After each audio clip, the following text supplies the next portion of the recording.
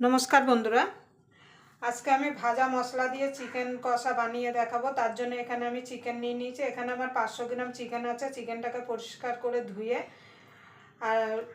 ধুয়ে নিয়েছি। এবার আমি চিকেনটা সাইডে রেখে একটা ভাজা মশলা রেডি করে নেব।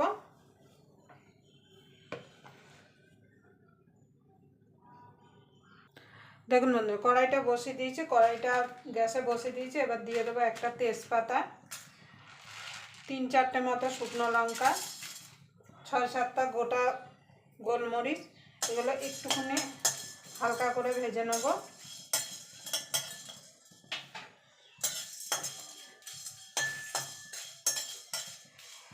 এই ভাজা মশলা দিয়ে এই চিকেন কষাটা একবার আপনারা বাড়িতে বানিয়ে দেখবেন। গরম ভাত, রুটি, পরোটা, লুচি, পোলাও, ফ্রাইড রাইস সব কিছুর সঙ্গে খেতে কিন্তু অসাধারণ লাগে।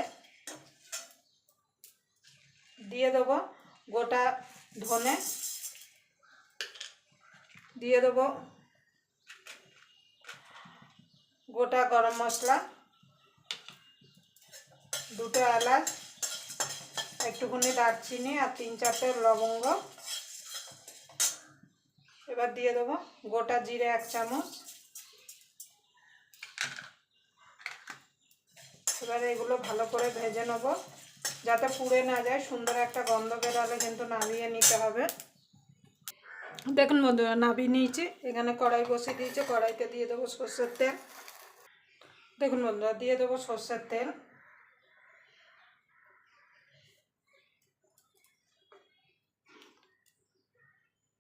দেখুন বন্ধুরা, তেলটা গরম হয়ে গেছে। এবার এখানে আমি আলুটা ভেজে নেব। আমি আলু দিচ্ছি, আপনারা কিন্তু আলু ছাড়াও কিন্তু এই চিকেন কষাটা বানিয়ে নিতে পারেন। আমার ছেলে একদম আলু ছাড়া মাংস খেতেই পারে না। এবার আলুগুলো আমি ছেড়ে দেবো।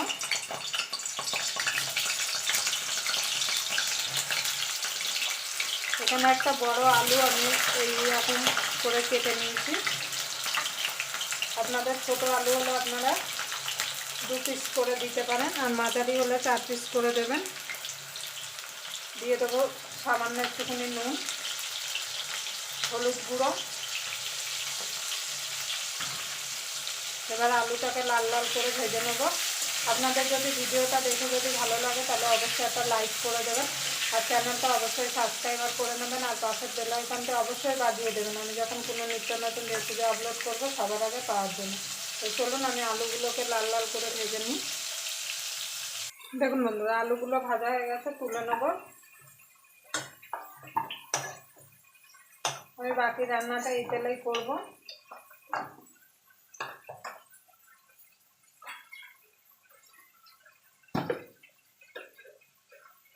তেলের মধ্যে দিয়ে দেবো সামান্য একটুখানি চিনি। চিনিটা তেলে দিলে কিন্তু সুন্দর একটা মাংসের কালার আসবে।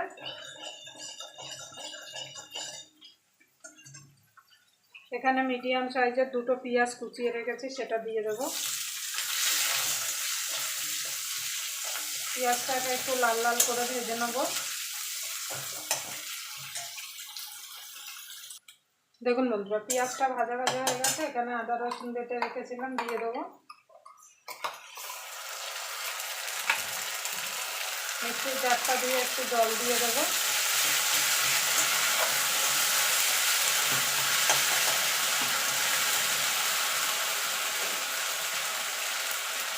এখানে কিছু গুঁড়ো মশলা দিয়ে দেবো হলুদ গুঁড়ো, ঝালের জন্য লাল লঙ্কার গুঁড়া। ঝালটা আপনাদের স্বাদ মতো দেবেন। এখানে আমি জিরে ধনে দিলাম না, যেহেতু ওখানে আমি জিরে ধনে ভেজে নিয়েছি। ভাজা মশলাটা দেবো বলে আমি জিরে ধনে দিলাম না। দেখুন বন্ধুরা, রঙের জন্য দিয়ে দেবো একটুখানি কাশ্মীরি লঙ্কার গুঁড়া, দিয়ে দেবো স্বাদ মতো নুন, পরে লাগলে দেওয়া যাবে। এখানে একটা মিডিয়াম সাইজের টমেটো কেটে রেখেছিলাম, সেটা দিয়ে দেবো।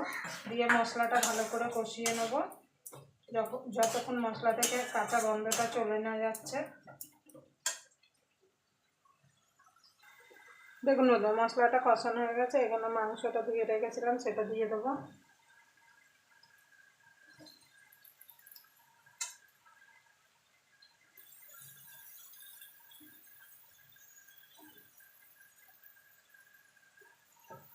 মাংসটা দিয়ে ভালো করে মশলার সঙ্গে কষিয়ে নেব।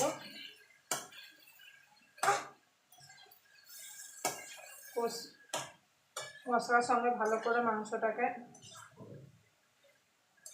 মিশিয়ে নেব। যদি কোনো ভুল হয়ে থাকে তার জন্য ক্ষমা চেয়ে নিচ্ছি। এবার গ্যাসটা লো টু মিডিয়ামে রেখে মাংসটাকে কষিয়ে নেব। দেখুন বন্ধুরা, সামান্য একটুখানি গরম জল দেব, কারণ তলা থেকে কিন্তু মাংসটা একটু লেগে লেগে যাচ্ছে। গরম জল দিয়ে মাংসটা কিন্তু কষিয়ে নেব। যত মাংস কষানো ভালো হবে, রান্নার স্বাদটাও কিন্তু তত ভালো হবে। কষানোর উপরে মানে মশলা কষানোর উপরে কিন্তু মাংসর স্বাদটা, যত ভালো করে মশলা কষাবেন যে কোনো রান্নার স্বাদ কিন্তু দুর্দান্ত হবে।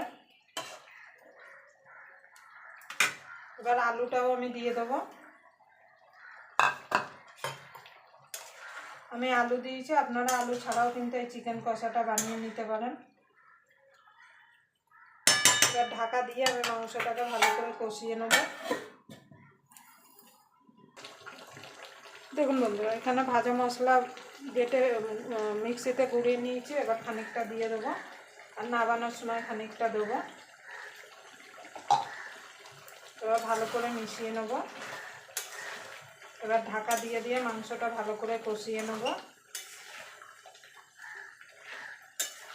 মশলাটা দিতে মাংসটা দিয়ে সুন্দর একটা গন্ধ বেরাচ্ছে।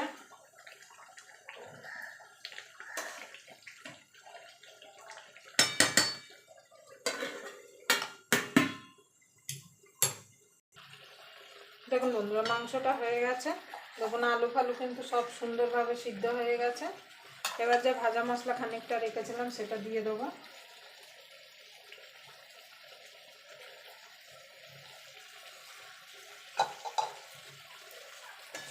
কালারটা দেখুন কত সুন্দর এসছে।